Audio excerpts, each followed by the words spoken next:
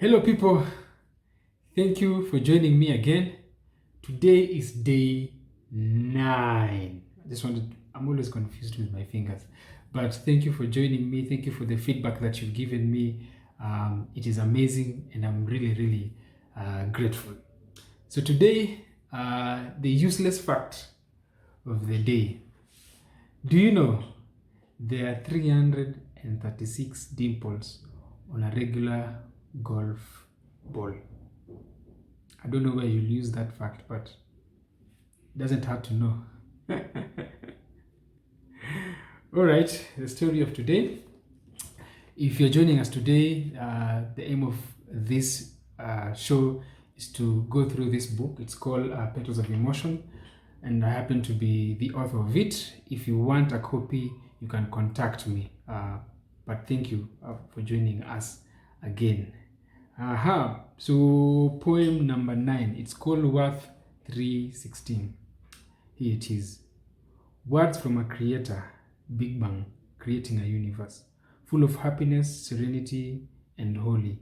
One fruit to destroy it to what it is, then a promise to a wanderer and his impotent wife, of blessing, assurity, and love we enjoy today. A holy city, walls built by a cupbearer, a guinea pig to check poisons on king's plate. Tamara, an incestuous woman, Rahab, a prostitute, Ruth, a widow, Bathsheba, an adulterer, and his promiscuous companion David, ancestors to Jesus. A carpenter's son saving the world. Who said God needs saint for his work? Successful or mighty individuals either. Pride cocks their ears to God. If Satan suggests something to you, remind him of your worth. John 3:16. And the poem of today continues the theme that we've been having for the last 3 days, that God is in the business of using the people who might even look to themselves and feel like that they don't deserve that. You know, Christianity is the only religion where God decided to come and take the form of humanity so that he can be able to help them. And in that manner, Christianity is also the only religion which tells you that you cannot be able to earn God's love. You see, for the religion, you have to fulfill a set of things. For Buddhism, you have to attain to self-deny yourself and go to a point where you can be able to get nirvana. For Hinduism, you have to live a good life so that you can be able to have good karma. For Islam, you can be able to, these different religions, they require you to do something before you earn salvation.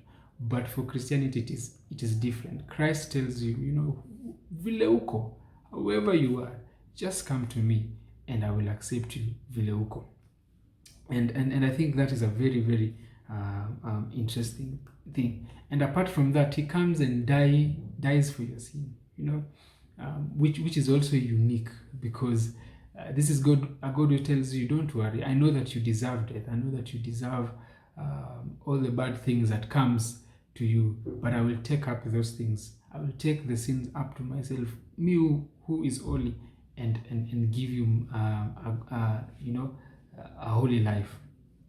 And the death of Christ helps those people, both those people who have high self-esteem and the people who have low self-esteem. For guys who have high self-esteem, Jesus Christ tells you, there is nothing that you can do with your pride. There is nothing with your wealth, with your money, with your resources. There's nothing that you can do for you to be able to save yourself. So it humbles you up. And for those people who have low self-esteem, what the gospel tells them is that you are worthy enough for me to come down here on earth so that I can be able to save you. And so it lifts them up. So I don't know where you are right now, but I want you to, get encouragement that God is in the business of using people who are the outcast, people who are the poor, people who are uneducated. Those are the people who God wants, and those are the people God who will save. You might find yourself, maybe you're feeling promiscuous like David, or you might be looked down with your simple job like Jesus was the carpenter. But I want you to be encouraged that God will use you. So the story of today,